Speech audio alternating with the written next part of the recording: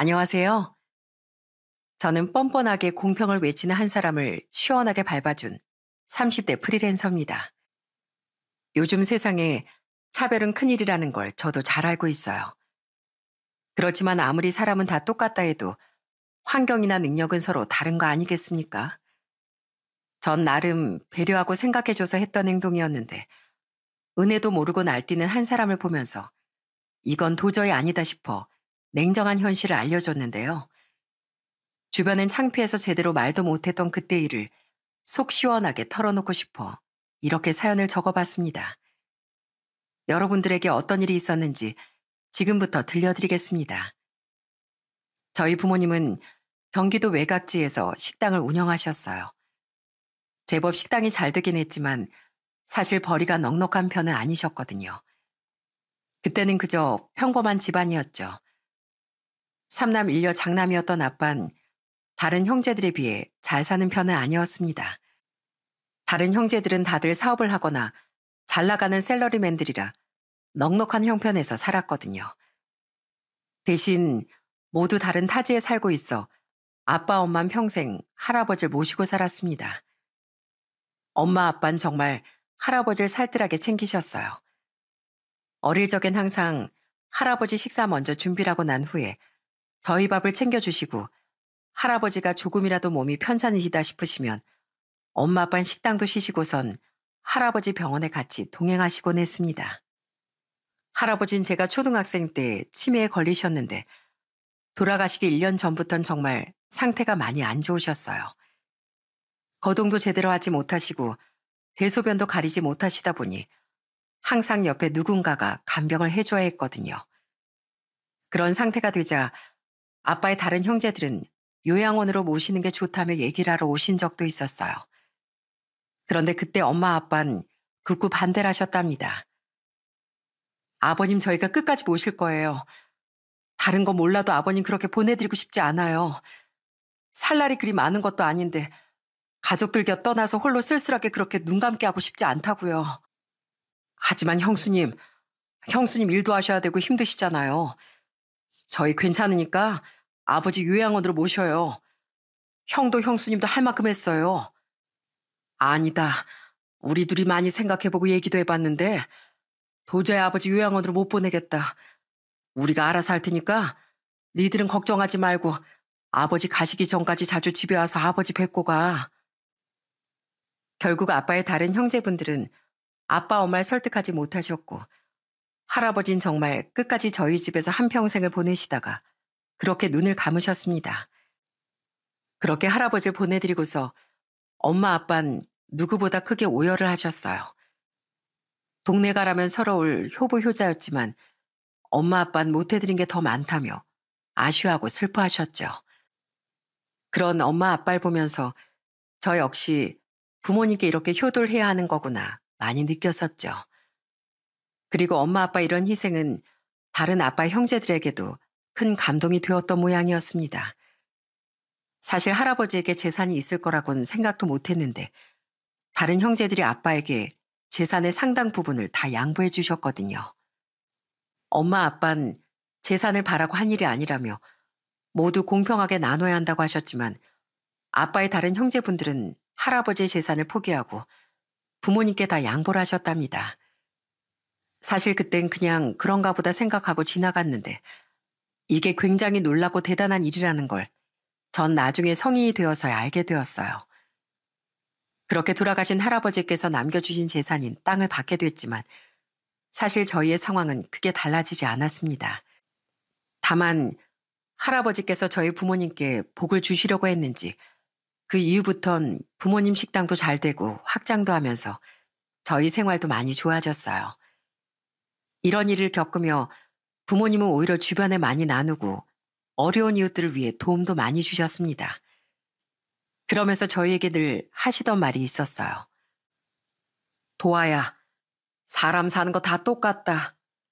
겉으로 보기엔 다르게 보이지만 이 사람도 저 사람도 다 똑같은 사람이야. 엄마랑 아빠는 그저 운이 좋아서 남들보다 조금 더 벌고 잘 살 수 있었던 거야. 누가 잘나고 못나서 그런 게 아니라 엄마 아빠한텐 그저 운이 잘 들어왔을 뿐이라고. 그러니까 도와 너도 엄마 아빠 말 잘 새겨들어야 한다. 누가 잘나고 못났다. 차별하지 말라는 거야.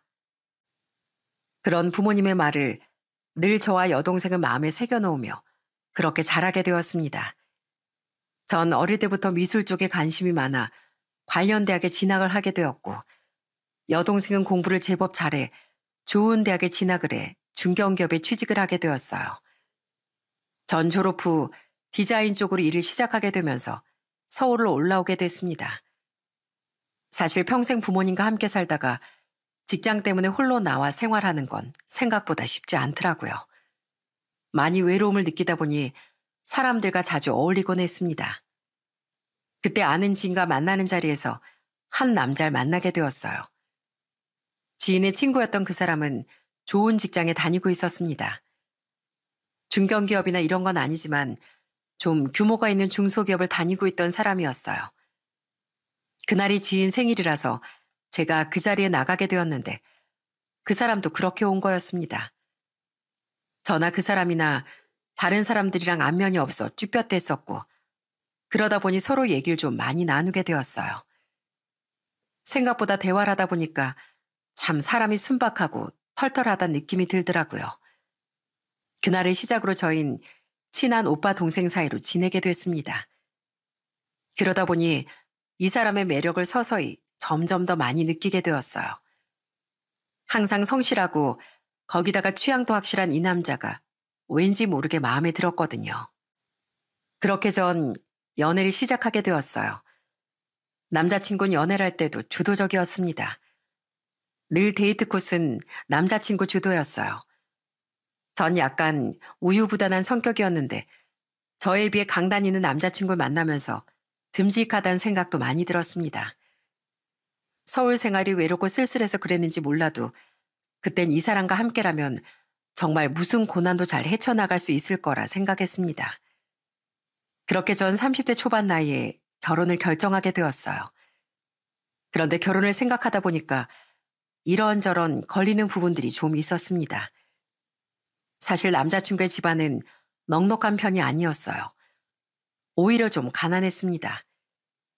남자친구 아버지는 평생 현장 일을 하셨고 어머니 식당에서 일을 하시며 남자친구와 남자친구 여동생을 키우셨답니다. 그렇지만 가난에서 벗어나지 못했고, 그러다 보니 결혼할 때 남자친구 집안에선 도움을 받을 수 있는 상황이 아니었습니다. 당시 저나 남자친구도 사회생활을 그렇게 오래 한 편은 아니었기에 신혼집이나 결혼 준비는 대출을 좀 받아 준비를 해야 되겠다는 생각을 했었어요. 그렇게 서로 마음을 먹고서 양가 인사를 가게 되었습니다. 처음 예비시댁에 인사 갔을 땐 사실 좀 많이 놀랐어요. 예비시댁의 집이 오래된 빌라였는데 진짜 딱 봐도 관리가 전혀 안 되어 있었거든요. 그렇지만 나름 제가 처음 인사를 간다고 해서 그랬는지 예비시댁에선 신경 써서 음식도 차려주셨습니다. 그러면서 결혼을 하겠다는 제 손을 붙잡고 한참을 고맙다고 예비 시모가 얘기를 하셨답니다. 우리 영안이랑 결혼한다고 해줘서 참 고마워. 우린 배운 게 모자라 평생 이렇게 살았지만 우리 영안이 그래도 똑똑하고 야무져서 잘 살 거야. 소갈이 할 일은 없을 테니 걱정하지 말고. 그나저나 우리가 형편이 넉넉지 않아 도움이 못 돼줘서 어쩌나 몰라. 결혼 준비는 괜찮겠어? 그럼요, 어머님. 결혼 준비 저희가 잘해볼게요. 걱정하지 마세요. 참 우리가 무슨 복인지. 남들은 아들 결혼한다고 하면 집 한 채 떡하니 해준다던데 그런 것도 못 해주고 정말 미안하네. 대신 이거 내가 시집 올 때 받은 금가락지인데 남은 게 이것뿐이야. 그래도 나중에 며느리 들어오면 이거 선물로 주려고 했었거든. 이거라도 받아줘. 어머님 아니에요. 어머님한테 귀한 걸 텐데 제가 이걸 어떻게 받아요. 전 괜찮습니다. 아니야, 너도. 우리가 뭐 해줄 것도 없고 이거라도 줘야지. 우린 걱정하지 말고 그저 니들 둘이서만 잘 살면 된다. 그렇게 따뜻하게 제 손을 잡으며 얘기하는 예비 시모를 보면서 사실 가난짐은 극복할 수 있을 거라고 생각했습니다. 예비 시부께서도 말을 많이 하시는 편은 아니었지만 뵐 때마다 늘 따뜻하게 저에게 웃어주셨고 예비 신우도 새언니 새언니 하면서 절 많이 따랐어요. 결혼 전부터 이렇게 저에게 잘해주시니 진짜 가족이 되면 더 편해지고 친해지겠다는 생각을 그땐 했었습니다. 그렇게 예비 시댁에 인사를 하고 나서 저희 집에도 인사를 오게 되었어요. 처음엔 저희 부모님께서 결혼을 하겠다는 말에 조금 반대를 하셨던 상황이었습니다. 제 나이가 좀 이르기도 하고 천천히 시집을 갔으면 좋겠다고 생각을 하셨거든요. 그렇지만 제가 고집을 부리니 부모님도 결국 허락을 해주셨답니다. 그런데 막상 예비 남편과 인사를 하러 갔더니 아빠가 뜻밖의 얘기를 꺼내시더군요. 그래, 결혼 준비는 어떻게 잘 되어가고 있어? 양가 도마 안 받고 니들끼리 결혼 준비하기로 했다며. 그래도 그게 쉽지 않을 텐데. 서울권에서 신혼집 마련하려면 부담도 클 텐데 어떻게 하려고? 아버님 걱정하지 마세요. 이번에 제가 이직하게 되면서 경기도권으로 신혼집 마련할 수 있을 것 같습니다. 신혼부부로 대출받고 그러면 충분히 마련할 수 있을 것 같아요. 그래? 그래도 아무리 이율이 좋다고 해도 매달 나가는 비용이 부담스러울 텐데. 그러지 말고 신혼집은 우리가 해주는 게 어떤가? 네? 저희 신혼집을요? 말씀은 감사하지만 사실 저희 집은 그렇게 여유롭지 못합니다. 아버님 이렇게 받게 되면 저희 집에서도 똑같이 해야 하는데 그럴 여유가 사실 없거든요. 자네 집안 사정은 나도 들어서 어느 정도 알고 있네. 그래서 둘이 힘 합쳐 결혼하겠다고 한 거 아니었나? 그렇지만 요즘 세상에 부모 도움 없이 결혼하는 게 어디 쉬운 것도 아니고 우리도 다 생각을 해서 도와주겠다고 하는 걸세. 다른 것보다 난 우리 딸이 좀 편하게 살았으면 좋겠거든. 부담 갖지 말고 자네 집안에서 도움 못 받아도 상관없으니 신혼집은 우리가 마련해 주는 걸로 그렇게 하게나. 그렇게 아빠가 얘기를 하자 예비 남편은 정말 울컥한 목소리로 감사하다며 얘기를 했습니다. 아버님, 감사합니다. 정말 감사합니다. 사실 저희도 알아보면서 막막할 때가 많았는데 정말 감사합니다. 제가 도아한테 더 잘하겠습니다. 결혼하면 정말로 제가 더 잘하겠습니다. 그래, 그런 생각으로 평생 잘 사면 되는 걸세. 저와 예비 남편은 부모님께 너무나도 감사했습니다. 돈 한 푼이 아쉬웠던 그 순간에 진짜 한 쪽이 빛처럼 느껴졌거든요. 그렇게 친정 부모님의 도움으로 지방에 4억 정도 하는 신혼집을 마련하고서 저흰 결혼식을 올리게 되었습니다. 처음엔 신혼생활이 좋았어요. 매일같이 데이트를 하고서 헤어질 필요 없이 늘 함께 하루를 마무리하니 너무너무 행복했습니다. 시댁에서도 저한테 이런저런 일로 간섭하지 않고 오히려 일하는 며느리라며 절 더 배려해 주셨죠. 다만 좀 심호와 맞지 않는 부분들이 좀 있었습니다. 결혼하고서 첫 명절에 전 시모와 전통시장을 방문하게 되었어요. 시모는 저한테 장 보며 구경을 시켜주겠다며 절 데리고 가셨어요. 그런데 그 시장에서 시모의 행동을 보고서 전 진짜 경악을 금치 못했네요. 어느 채소 가게에 도착했는데 갑자기 시모가 툴툴대면서 사장님께 말을 하시더라고요. 아이고, 시금치 이건 다 썩어 문드러져가지고 반찬도 못 해먹겠네. 아니 누가 이런 걸 장에다 내다 팔어? 이거 얼마예요?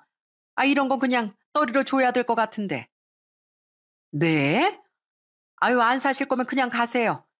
오늘 아침에 싱싱한 거 받아서 파는 건데 지금 무슨 소리 하시는 거예요? 가세요. 예? 아침에요? 아니 이거 누가 봐도 싱싱하지 않은데 사장님 너무하신다. 여기서 그렇게 장사하면 안 돼요. 나 이거 호박 좀 살 거니까 이건 그냥 덤으로 줘요.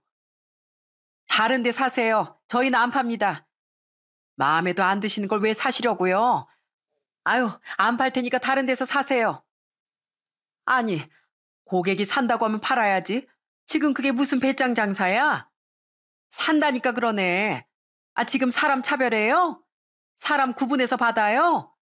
누구한텐 팔고 누구한테는 안 팔고 그러는 거예요? 참. 여기 사장님 참 이상하시네. 그러면서 시장이 다 떠나가라 시모가 소리를 치는데 옆에서 모든 상황을 지켜본 전 얼굴이 순간적으로 빨갛게 변했습니다. 너무 창피해서 쥐구멍이라도 들어가고 싶더라고요. 그런데 시모는 끝까지 소리를 치면서 사장이 잘못했네 만회하면서 얘기를 하는데 결국 그 가게 사장님이 드릴 테니까 제발 가라며 얘기를 하고선 시모 손에 호박과 그 시금치를 쥐어주시고 등을 떠미셨습니다. 그렇게 나오면서 시모가 저한테 뭐라고 했는지 아세요? 예, 도아야, 우리 땡 잡았다, 땡 잡았어. 시장에선 이렇게 하는 거야. 그래야 싸게 재료들 살 수 있어. 내가 아주 너한테 좋은 방법 알려주는 거다. 너 다른 곳에선 이런 거 배우지도 못해, 얘. 우리 집에 시집 오니까 이런 거 배우는 거지. 그러면서 자랑스럽게 얘기하는 시모를 보고 진짜 처음엔 너무 놀라 무슨 말을 해야 할지 모르겠더라고요. 나중에 이 사건을 남편에게 슬쩍 꺼내게 됐는데 남편은 아무렇지 않게 저한테 얘기를 했습니다. 아, 엄마가 워낙 어렵게 사셔서 그래. 식당에서 일하시다 보면 이런저런 일도 많이 겪으시잖아. 재료값도 아끼셔야 되고 처갓집에서도 식당 하시니까 이런 일 종종 있지 않았어? 그래? 그래도 어머님 그러시니까 내가 좀 놀랐어. 에이, 장모님도 아마 시장 가시면 그러실걸? 당신이 장모님 쫓아서 시장에 한번 안 가봤으니까 모르는 거지. 분명 저러실 거야. 우리 엄마도 살다 보니까 성격이 저렇게 되신 거지. 원래는 착하고 마음이 얼마나 여리신데. 그땐 솔직히 워낙 힘들고 거칠게 사시다 보니 성격이 그렇게 변하신가 보구나 생각만 했습니다. 시모가 저한테 뭐라고 하시는 건 아니지만 다른 주변 사람들에게 그렇게 소리를 치면서 나쁘게 행동하는 걸 보고 나니 그동안 좋았던 시모의 모습도 좀 다르게 보이더군요. 그래도 그때까지만 해도 시댁과의 갈등은 그다지 크지 않았습니다. 그렇게 결혼 생활 하던 와중에 결혼 2년 차에 전 임신을 하게 되었어요. 사실 전 임신을 하게 되면서 직장도 그만두게 됐습니다. 서울권 외곽지에 직장을 다니고 있긴 했지만 경기도권에서 출퇴근을 하기엔 너무 멀어 그만둘 수밖에 없었거든요. 그런데 그렇게 외벌이가 되고 나니 남편이 조금씩 바뀌기 시작하더라고요. 생활비 한 푼 한 푼에 굉장히 인색해지기 시작했습니다. 저희는 늘 월말마다 가계부를 같이 점검하곤 했는데 그럴 때마다 제가 돈 쓴 내역에 대해 제대로 얘기하지 못하면 남편은 그렇게 짜증을 내더라고요. 여보, 이날은 뭐야? 현금을 왜 뽑았었어? 당신 카드 있잖아. 카드 쓰면 되는데 갑자기 현금은 왜 뽑아 쓴 거야? 뭔데? 아, 그게 이날 뭐였더라? 잠깐만. 내가 핸드폰에 적어놨는데 갑자기 생각하려니까 생각이 안 나네. 잠깐만. 뭐? 생각이 안 나? 여보, 아무리 그래도 돈 쓴 건 다 기억을 하고 있어야지. 어떻게 생각이 안 나? 뭔데? 아이, 핸드폰에 안 적어놨으면 어쩔 뻔했어. 얼른 봐봐. 대체 뭐냐고. 아, 이거. 그거잖아. 어머님 그때 만나가지고 현금이 좀 필요하다고 하셔서 그때 내가 드린 거잖아. 아니, 근데 당신도 이날 같이 있었으면서 왜 나만 기억을 해야 돼? 당신도 옆에서 같이 봤잖아. 아니, 난 당신 통장에서 나간 돈이니까 그러지. 아, 그래, 알았으면 됐어. 그땐 그저 외버리니까 사람이 좀 돈에 민감해지는구나 생각했습니다. 솔직히 혼자서 밖에서 가장으로서 돈 벌어온다는 게 부담일 수 있잖아요. 더군다나 태어날 아기도 있으니 속으로 이런저런 걱정이 많겠다 싶어 저도 어떻게든 절약을 하려고 노력했던 것 같습니다. 그렇게 10개월의 임신 기간을 지나 전 건강한 아들을 출산하게 되었어요. 그런데 아이를 출산하고 나서부턴 남편과의 갈등이 점점 더 심해지기 시작했습니다. 남편은 출근을 해야 하니 늘 아이를 돌보는 건 제 몫이었죠. 물론 출근했을 때야 제가 볼 수 있겠지만 퇴근하고 나선 그래도 아이를 좀 봐줘야 하는 거 아닌가요? 그런데 남편은 퇴근 후엔 힘들다며 아이를 한번 안아주지도 않더라고요. 거기다가 남편 지인들은 당시 대부분 결혼을 하지 않아 그랬는지 자꾸만 지인들과 술자리 약속을 잡고서 나가버릴 때도 많았습니다. 그러다 보니 저도 애랑 하루 종일 씨름하면서 스트레스를 받게 되고 남편은 그런 절 보면서 또 스트레스를 받게 되더라고요. 점점 남편과의 관계도 나빠지고 전 아이 돌보랴 집안일 하랴 체력도 떨어지고 자꾸만 몸이 안 좋아져 결국 친정엄마를 부르게 되었답니다. 친정엄마가 한 일주일 계시면서 전 너무너무 편하더라고요. 엄마가 집안일도 다 해주시고 빨래부터 청소까지 다 신경 써주시고 거기다 아이도 봐주시니 제가 쉴 시간이 생겼답니다. 그런데 이 남편이란 놈은 친정엄마가 오고 나니까 더 밖으로 돌기 시작하는 거 있죠? 하루는 그것 때문에 엄청 크게 다툰 적도 있었습니다. 그런데 남편 하는 말이 뭔지 아세요? 장모님 오시고 내가 이 집에 들어오는 게 얼마나 눈치 보이는지 알아? 당신이 엄마니까 하나도 안 불편하겠지만 난 불편하다고.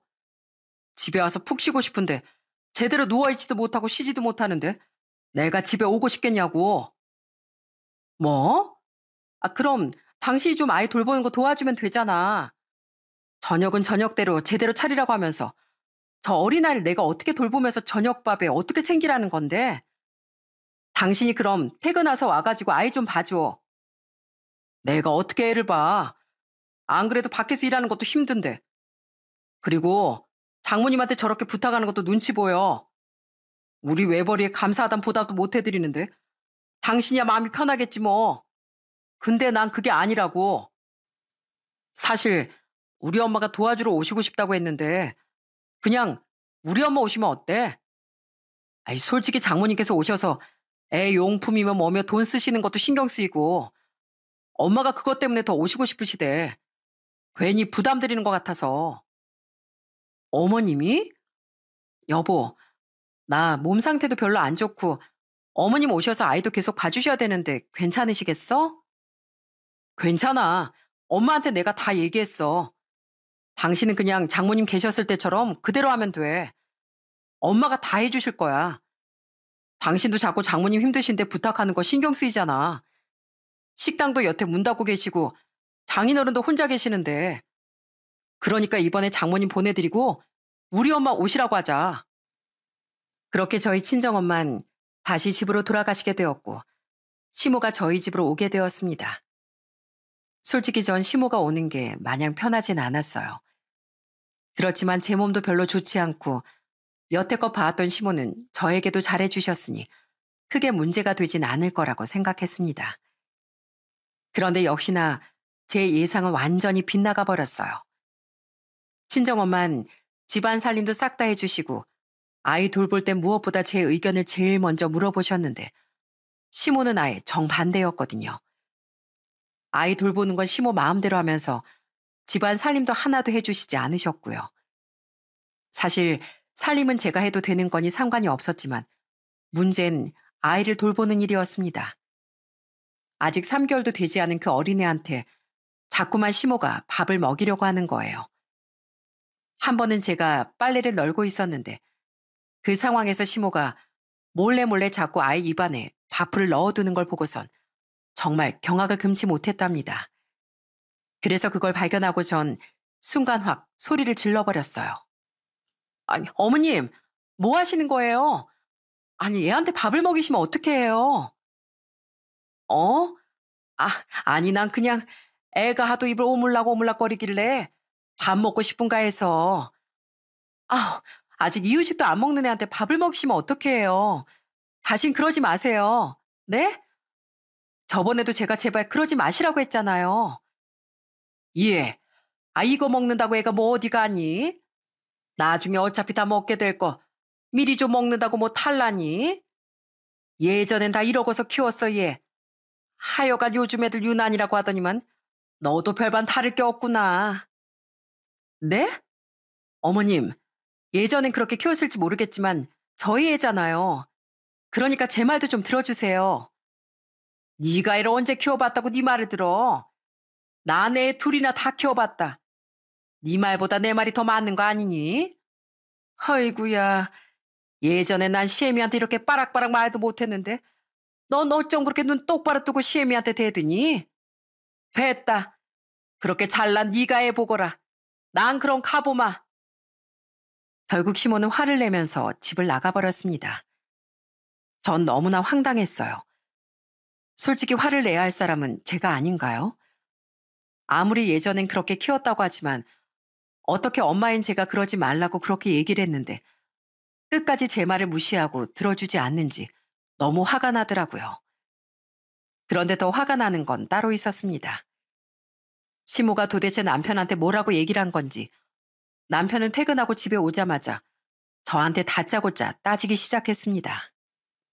당신, 엄마한테 도대체 뭐라고 그랬어?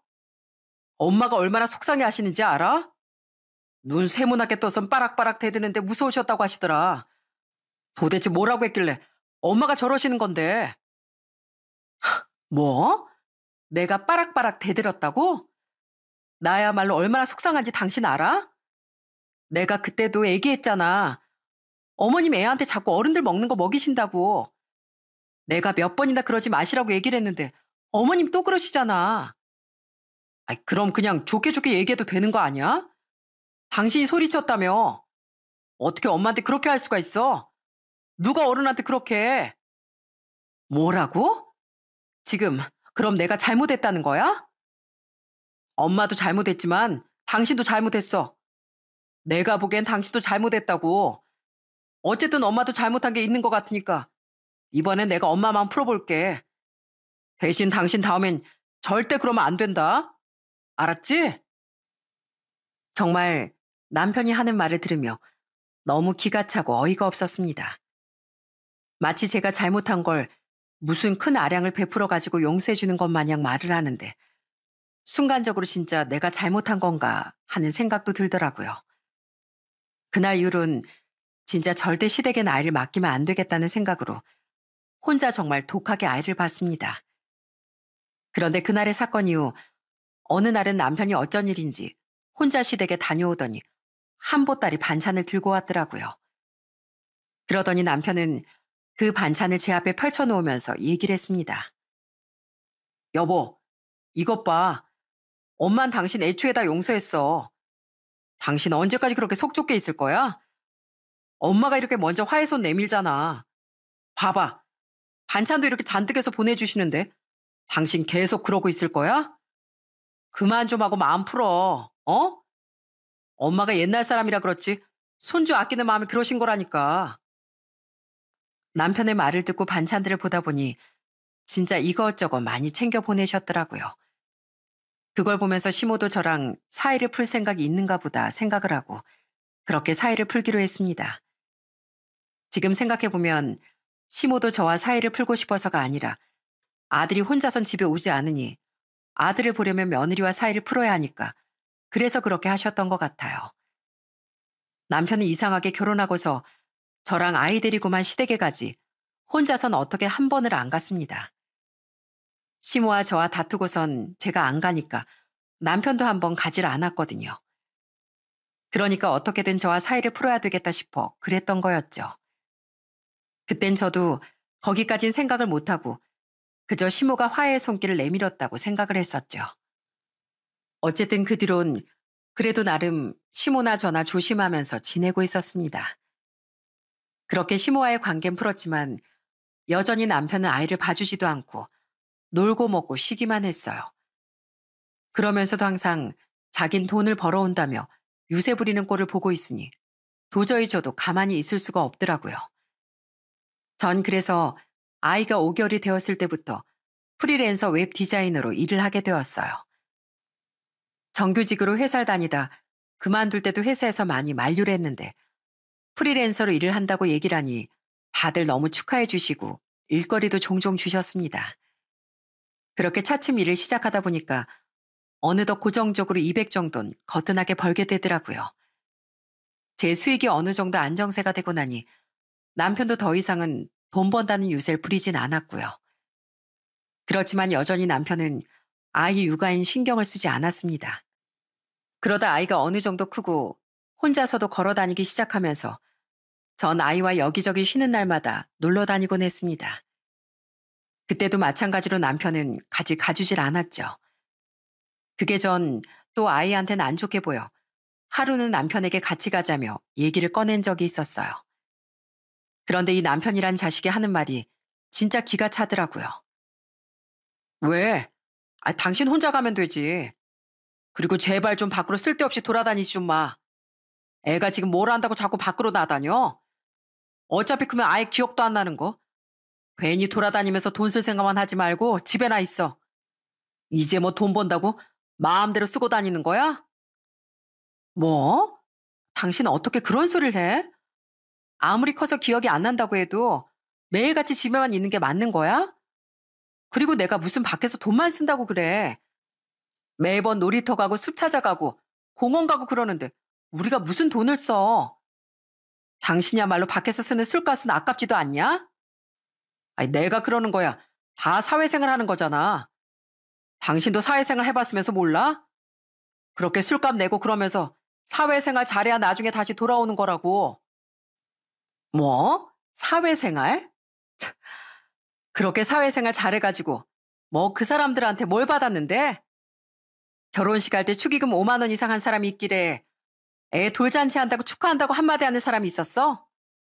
아니면 우리 집들이 한다고 뭐 하나 사들고 온 사람 있었냐고.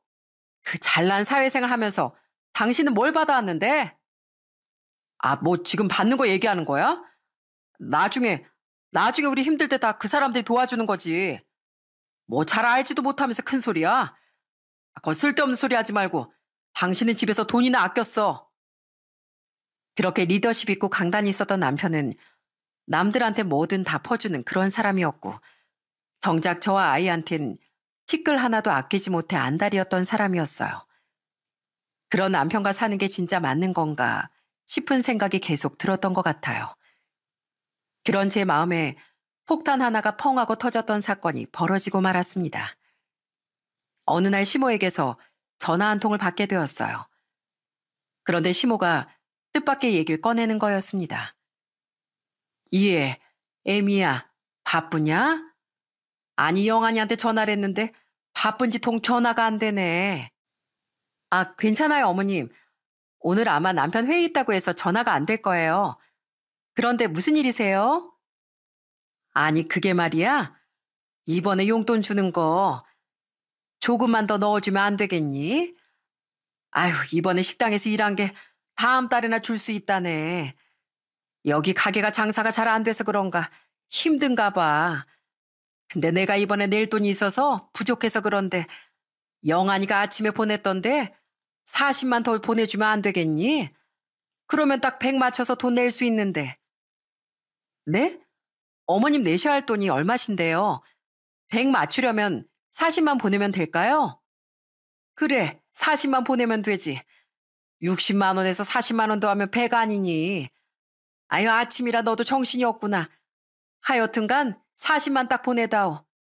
오늘까지 꼭 내야 한다는구나. 그 정도는 줄 수 있지? 그럼 부탁한다. 그러더니 시모가 전화를 끊으시는데 전 이게 무슨 일인가 싶더라고요. 사실 그동안 양가의 용돈을 30만 원씩 드리고 있었거든요. 그런데 60이라니 처음 듣는 소리에 전 너무나 당황스러웠습니다. 그리고서 남편에게 문자를 보냈어요. 어머님이 40만 원을 더 보내달라고 연락이 왔다며 그런데 60만 원 또 무슨 얘기냐며 문자를 보내놓았죠.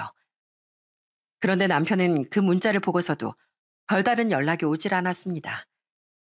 그리고 퇴근한 남편이 집으로 왔을 때 저는 남편에게 물었어요. 당신 내 문자 못 봤어? 60만 원이라니 그게 도대체 무슨 소리야? 당신 시댁에 60만 원 보내드리고 있었어? 60만 원 보내드렸지. 엄마한테 40만 원도 보내드렸어. 내가 오늘 바빠서 당신한테 연락을 못했네. 아무튼 그렇게 알아. 뭐? 그게 무슨 소리야? 우리 양가 부모님께 30만 원씩 드리기로 한 거 아니었어? 갑자기 웬 60만 원이야? 언제부터 그런 건데? 뭐 이번 달만 그런 거야? 60만 원? 한 1년 됐나? 뭐라고? 60만 원을 원래 그렇게 드렸다고? 아니, 왜? 전 당당하게 말하는 남편을 보면서 너무나 황당했습니다. 지금까지 남편과 산 세월이 3년이 넘어가는데, 그럼 그동안 저한텐 아무런 말도 하지 않고 1년 동안 60만 원을 보냈던 거였어요. 도대체 왜 그렇게 한 건지 이해가 되지 않았습니다. 그런데 남편은 저한테 너무나도 당연하게 말을 하더라고요. 아니, 왜 그렇게 놀라? 맞잖아. 당신은 200 벌고 난 400 버는데 당연히 양가 용돈 달라야 하는 거 아니야? 솔직히 말해서 당신 일 안 하고 지낸 게 얼마야? 못해도 2년인데 그때 내가 당신한테 뭐라고 한 적 있어? 그나마 배려해 준 거니까 고맙게 생각해. 뭐라고? 지금 뭐 하자는 거야? 어떻게 양가를 그렇게 차별할 수가 있어? 못해도 똑같이 해야지. 차별이라니. 이건 어디까지나 공평한 거야. 아, 너랑 나랑 벌이가 다른데 어떻게 똑같이 줘? 그게 차별 아니야? 너 학교 가서 다시 공부 좀 해야 되겠다. 차별이랑 공평 뜻도 모르냐? 하여간 억울하면 너도 400 벌던가. 그때 처갓집 60만 원 드리면 되지. 왜 큰 소리야? 공평? 지금 나한테 공평이라고 했니? 어떻게 그게 공평이야? 너야말로 공평의 뜻을 모르니? 또 큰 소리다. 밖에 나가서 물어봐. 사람들한테 다 물어보라고.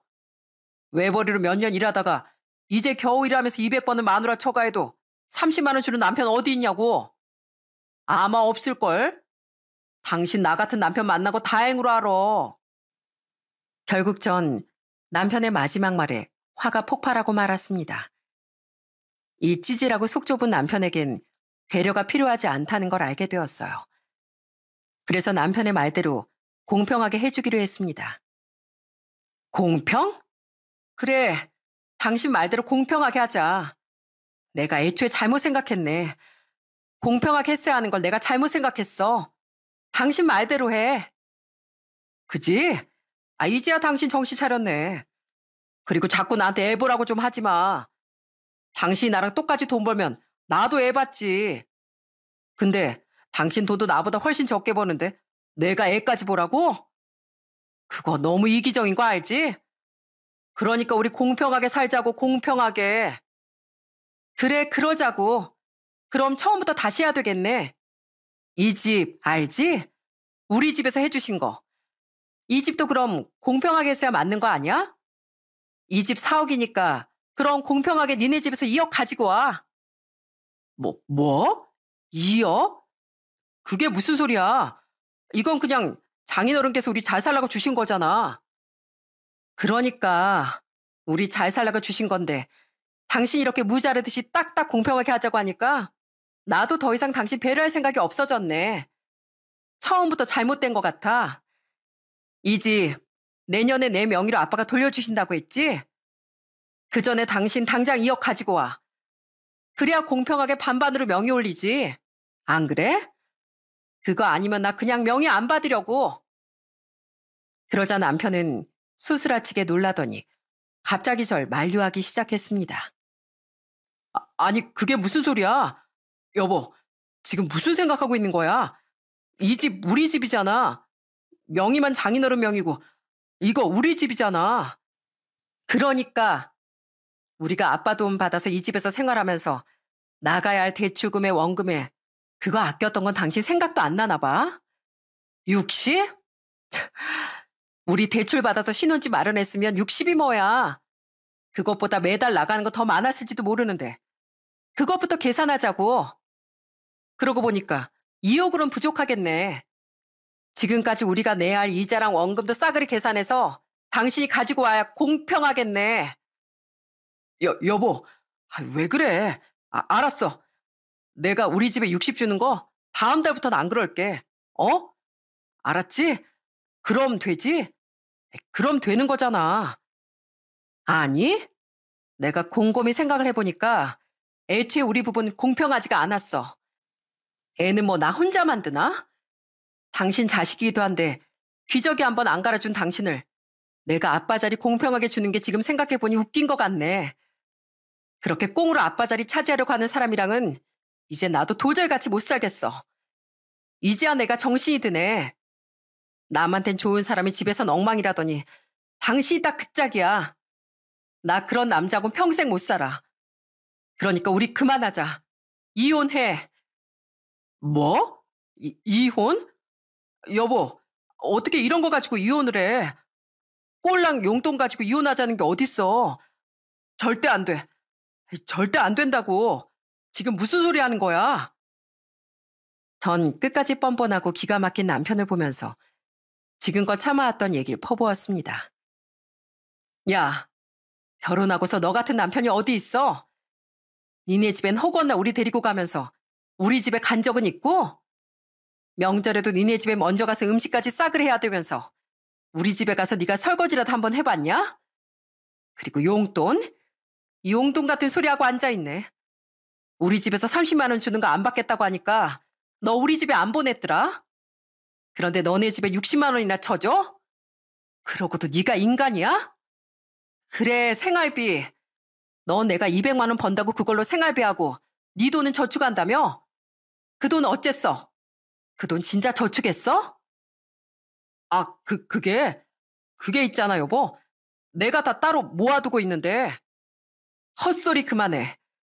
너 그 돈 가지고 니네 식구들 돈 주고 남은 걸로 술값하고 투자하고 아주 난리가 났더라. 네 통장 조회하면서 진짜 재밌는 거 많더라고.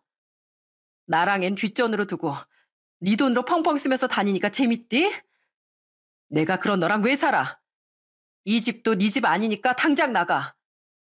이혼 소장 보낼 거니까 당장 여기서 나가라고. 결국 남편은 집에서 쫓겨나고 말았습니다. 사실 시모의 말을 듣고서 전 집에서 남편의 계좌를 조회해봤어요. 가계부를 쓰다 보니 컴퓨터에 공용 인증서가 다 있긴 했지만 솔직히 그동안은 저한테 그렇게 깐깐하게 가계부를 체크하고 당당하게 말을 하니까 남편이 알아서 잘하겠거니 생각을 해서 굳이 볼 생각도 안 했었거든요. 그런데 계좌를 살펴보고선 진짜 기가 차서 어처구니가 없더라고요. 전 그동안 남편 카드값을 생활비에서 제가 내고 있었는데 그 카드값보다 더 많이 자기 돈에서 펑펑 쓰고 있었더라고요. 거기다가 시댁 식구한텐 어찌나 돈을 야금야금 보내는지 내역을 보고 진짜 기가 차서 어처구니가 없었습니다. 그렇게 당당하게 저한테 큰 소리를 쳤던 건 자기가 잘못한 게 있으니까 오히려 더 큰 소리를 쳤던 거고요. 결국 그 내역들을 토대로 전 이혼 소송을 했고 다행히 남편이 이혼을 받아들이게 되면서 조정으로 끝이 나게 되었어요. 아이 양육권은 당연히 저한테 오게 되었고 남편에게서 양육비를 받게 되었어요. 처음엔 이혼은 절대 안 된다고 했던 남편이 그래도 이혼하고 나선 끝까지 자존심을 부리면서 양육비는 꼭 주겠노라며 당당하게 말을 하더라고요. 그런데 남편과 이혼하고서 얼마 뒤 진짜 황당한 일이 벌어지고 말았습니다.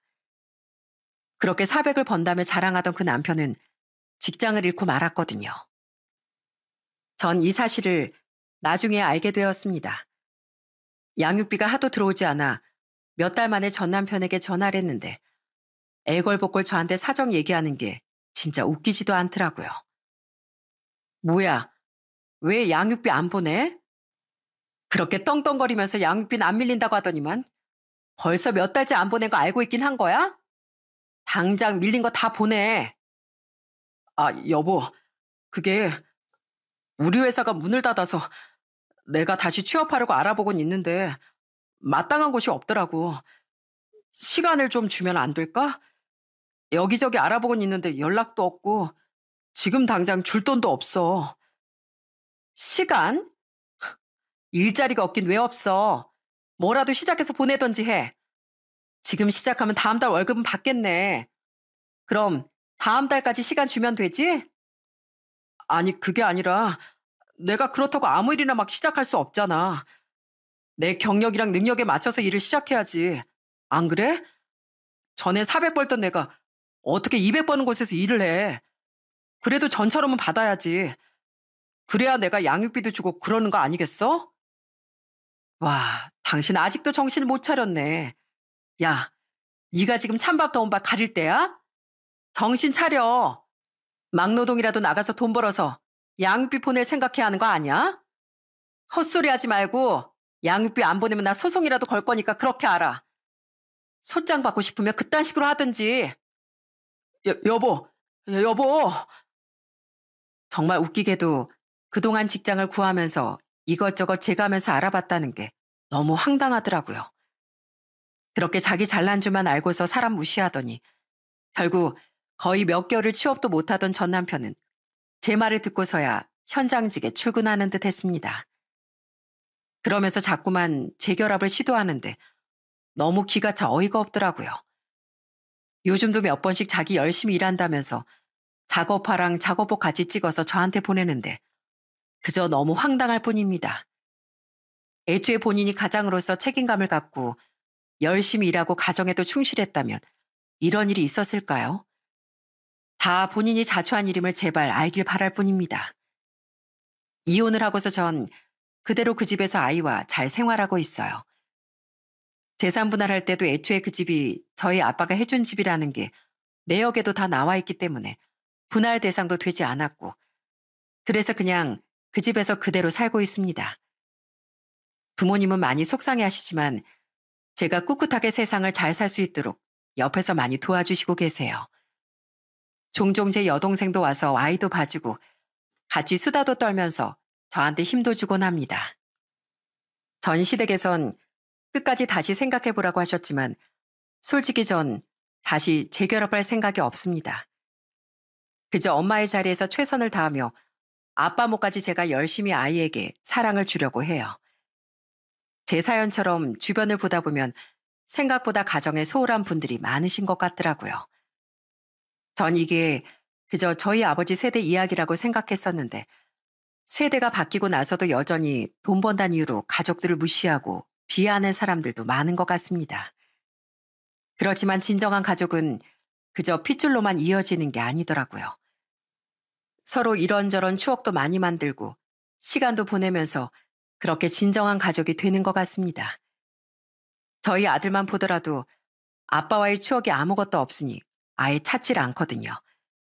그러니 여러분들은 가족들과 아무리 소소한 추억이라도 늘 소중히 생각하면서 좀 더 많은 시간을 보내려고 노력하시길 바랍니다. 혹시라도 내가 돈을 버니까 가족으로서 할 일을 다 하고 있다고 생각하는 분들이 있으시다면 제발 생각을 바꿔보시길 바랄게요. 여러분들이 원하는 건 ATM 기계가 아니지 않습니까? 돈도 중요하지만 무엇보다 중요한 건 마음이라고 생각해요. 바쁘고 힘들게 일하더라도 가족을 위해서는 노력할 줄도 알아야 하는 것 같습니다.